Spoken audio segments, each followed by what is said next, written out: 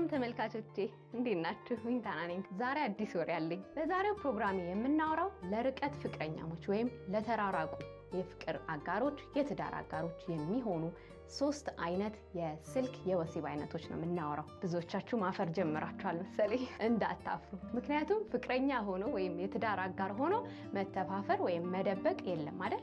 ብዙ ጊዜ ፍቅረኛሞች ወር የትዳር አጋሮች በሁለት አይነት መንገድ ይለያያሉ። የመጀመሪያው አብረው ፍቅራቸውን ጀምረው ወይም ትዳር ውስጥ ገብተው ከዛ በተለያየ አጋጣሚ ሊለያዩ ይችላሉ። በስራ፣ በትምህርት ወር የሆነ ሀገር በሆነ አጋጣሚ ሄዱና ባልና ሚስት ተለያይተው ኑሯቸውን ይቀጥላሉ የተወሰነ ጊዜም ቢሆን። ሁለተኛው ደግሞ ተለያይተው ፍቅር የሚጀምሩ ሰዎች አሉ። በስልክ ሊሆን ይችላል፣ በቪዲዮ ሊሆን ይችላል። በሆነ አጋጣሚ ብቻ ተዋውቀው ተዋደው ፍቅራቸውን ተራርቀው የሚጀምሩ አሉ። ትልቁ ግን አሳሳቢው ነገር ምንድነው?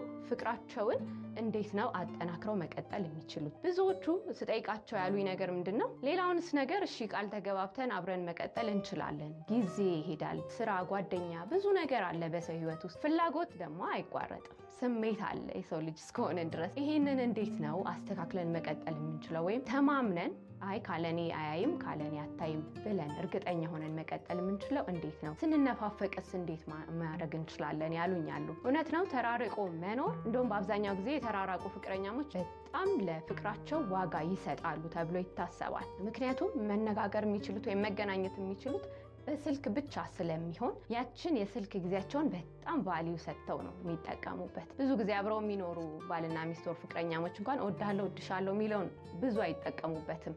የተራራቁ ሰዎች ግን ይጠቀሙበታል።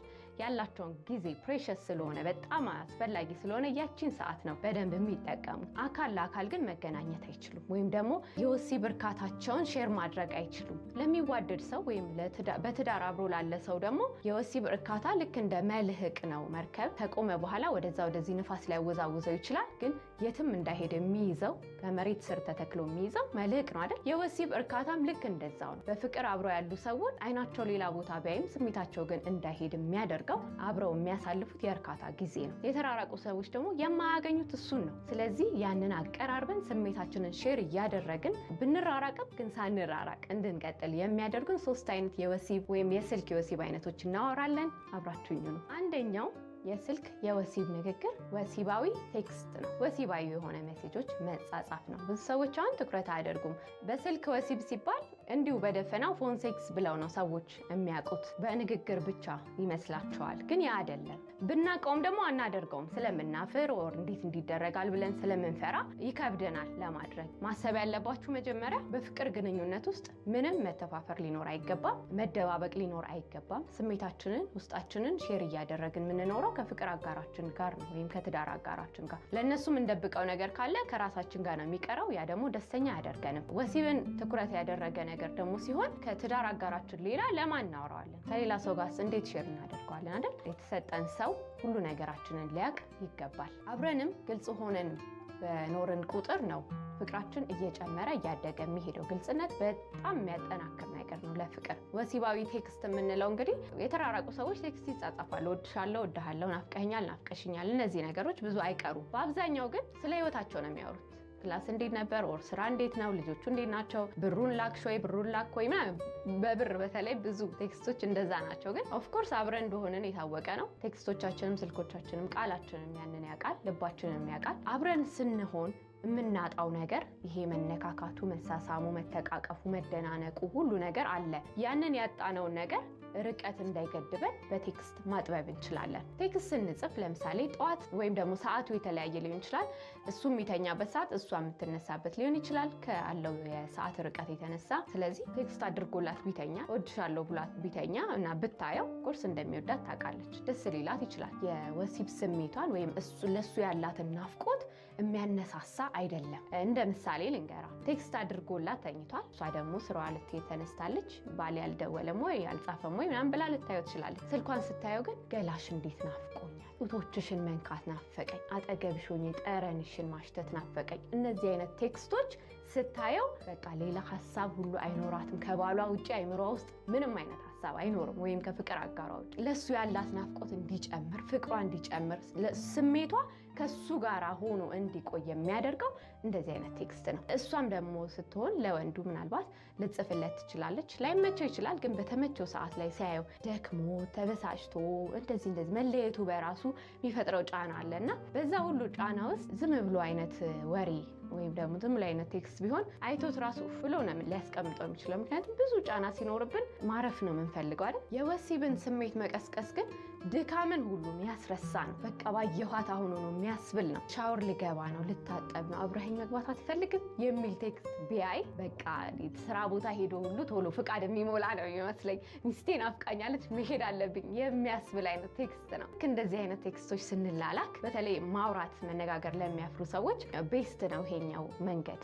እንድንነፋፈቅ ያደርገናል፣ ግልጽ እንድንሆን ያደርገናል። እኛ ብንጽፍ ሌላኛው ሰው እንኳን ግልጽ ባይሆን የኛ ወሬ ሲደጋገም፣ የኛ ቴክስት ሲደጋገም ያም ሰው ይነቃቃል እኮ አይደል? ስለዚህ አብረን እኩል ስሜታችንን ናፍቆታችንን እያጠናከርን መቀጠል እንችላለን። ሁለተኛው ለተራራቁ ሰዎች በጣም አስፈላጊ የሆነው የስልክ የወሲብ ወሬ ነው። ይሄኛውን ስናነሳ ብዙ ሰዎች ኧረ እንዴት ይወራል፣ ኧረ ተይ አሁን ራሱ አንቺ ልጅ አታፍሪም እንደ የምትሉ ትኖራላችሁ። እኔ በፍቅር ዙሪያ በጓደኝነት ወይም በትዳር ውስጥ ምንም የሚደበቅ ነገር የለም ብዬ ስለማምን አወራችኋለሁ። እናንተም ደግሞ ግልጽ ሆናችሁ ራሳችሁን ለአዲስ ኤክስፒሪየንስ ክፍት ማድረግ አለባችሁ። ፍቅርን ለማጠናከር እስከፈለግን ድረስ ክፋት የለውም፣ መልካም ነገር ነው። አብሮ ያለንን ስሜት የሚያጎለብት የሚያስተሳስር ነገር እስከሆነ ድረስ መሞከር ያስፈልገናል። ይሄኛው የስልክ የወሲብ ወሬ በተለምዶ ፎን ሴክስ እንደምንለው ማለት ነው በጣም አስፈላጊ ነው። ሰዎች ተራርቀው ነው ያሉት፣ መተቃቀፍ አይችሉም፣ አብረው መተኛት አይችሉም፣ መሳሳም አይችሉም። ርቀቱ እንዴት ሰፊ እንደሆነ አስቡት። የቦታ ብቻ ሳይሆን የስሜት ርቀት ነው ደግሞ ሰዎችን ሌላ ነገር እንዲያስቡ የሚያደርጋቸው። ያ እንዳይሆን በስልክ በምናወራበት ሰዓት ስራ እንዴት ነው፣ የት ነህ፣ ምን እያረክ ነው፣ ምን እያረግሽ ነው፣ እንደዚህ አይነት ወሬዎች እናወራለን። ከፍቅረኛችን ጋር እንደምናወራ ወይም ከትዳር አጋራችን ጋር እንደምናወራ በምን እንለየዋለን? ከሌላ ሰው ጋር ተመሳሳይ ወሬ የምናወራ ከሆነ ናፍቆታችንን መግለጽ አንችልም። ያንን መግለጽ የምንችለው ደግሞ ወሲባዊ ወሬዎች በማውራት ነው። ስንለው ሀሳቡ ከባድ ይመስላል እንጂ አይደለም። አብረን ስንሆን በጆሯችን የምንሾካሾከው አይነት ወሬ ነው ይሄ። ብዙ ሰዎች አሁን እንዴት ይጀመራል መጀመሩ ይከብዳቸዋል። ኧረ እኔ እንዴት ብዬ እናውራ ነው ምላት፣ እናውራ ነው ምለው፣ ምን ብዬ ልጀምረው የምትሉ ሰዎች አላችሁ። እና ቀላል ነው። በመጀመሪያ ድምፅን ሶፍት ማድረግ ያስፈልጋል። ሌላውን የስራና የህይወት ወሬ እንደምናወራው ናፍቀሽኛል፣ ምን ለብሰሻል የሚለው ድምፅ ወሲብ ስሜትን አይቀሰቅስም አይደል? ስለዚህ ድምፃችን ሶፍት ልናደርገው ይገባል። ራሱ ቀስ ብሎ ሲወራ ውስጣችንን የሚነካው ነገር አለ። የምናፈቅረው ሰው ነው ስልክ ውስጥ ያለው። ስለዚህ ቶሎ እንነቃቃለን።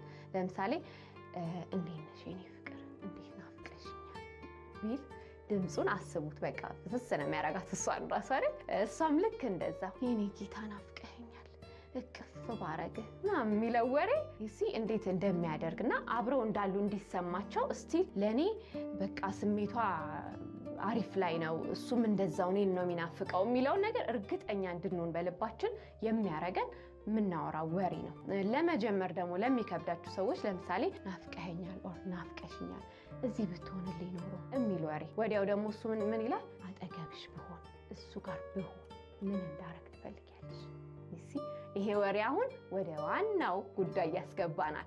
ከዛ በኋላ እንግዲህ ስሜት ውስጥ ነን ያለነው፣ ወሬው ተጀምሯል። የሚቀጥለውን አልነግራችሁም፣ ራሳችሁ ናችሁ የምትቀጥሉት። መጀመሪያው ግን ስማርት ወይ ሶፍት ሆኖ የናፍቆት ወሬዎችን ምናምን በማውራት እርስ በርስ ግልጽ ማድረግ ይቻላል። እሱ ሊጀምረው ይችላል፣ እሷ ልትጀምረው ትችላለች። ብቻ የናፈቀ ሰው ይጀምረው፣ የሚቀጥለውም ሰው በዛው ላይ በተከፈተለት መንገድ እየቀጠለ ፍቅራችሁን፣ ስሜታችሁን ሼር እያደረጋችሁ በፍቅር መቀጠል። ሶስተኛው የተራራቁ ፍቅረኛሞች የወሲብ የስልክ ወይም የቪዲዮ ንግግር ነው። ይሄንንም እንደዚሁ ብትሞክሩት።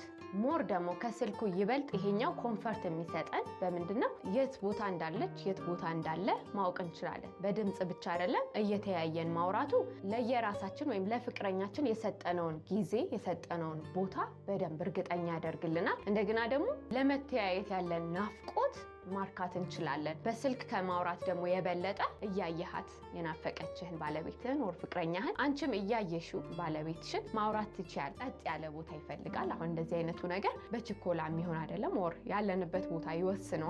ብንችል ጸጥ ያለ ቦታ በራችንን ዘግተን ሬዲ ሆነን አእምሯችንን ሰብስበን ልክ አብረን ሆነን ማታ ስንገናኝ የምንሆነውን ለመሆን ነው መዘጋጀት ያለብን እና የናፈቀን ፍቅረኛችን ወይም የትዳር አጋራችን ነው የሚደውለው። ስለዚህ ሬዲ ሆነ ስሜታችንን አስተካክለን በቃ ዛሬ አብረን ነው የምናድረው ብለን እንደምናስበው አብረን ስንሆን ልክ እንደሱ ሬዲ ሆነን ተገናኝተን እንዳልኳችሁ እንደቀድሙ ስሎሊ ማውራት ስሜትን ስለሚያነቃቃ አብረን ስንሆን እንደምናደርገው መኝታ ቤታችን ገብተን ሸኝ እሺኝ ምናምን ልንባባል እንችላለን። እዚህ ጋር አንገቴን ሳመኝ አንገቴን ሳሚኝ እንዲህ አይነት ነገር እያደረግን ነው አይደለ ወደ ወሲብ የምንሄደው። ስለዚህ አብረን እንዳለን ኢማጅን ማድረግ ፊት ለፊታችን ስናየው አብሮን እንዳለ ማሰብ ለወሬያችን ገደብ እንዳይኖረን ያደርገናል። አብሮና ፍቅረኛችን ነው የምናወራው። ስለዚህ ሰውነታችን መነካካት ይናፍቀናል፣ መተቃቀፍ ይናፍቀናል። ከምናፈቅረው ሰው ጋር ልብስ ሳንለብስ ራቁታችንን ሆነን የምንተቃቀፈው ነገር ሁሉ እኮ ይናፍቃል። ይሄ እውነት ነው። ምክንያቱም የፍቅር አጋር ወይም የትዳር አጋር ማለት ከሌላው ሰው የሚለየው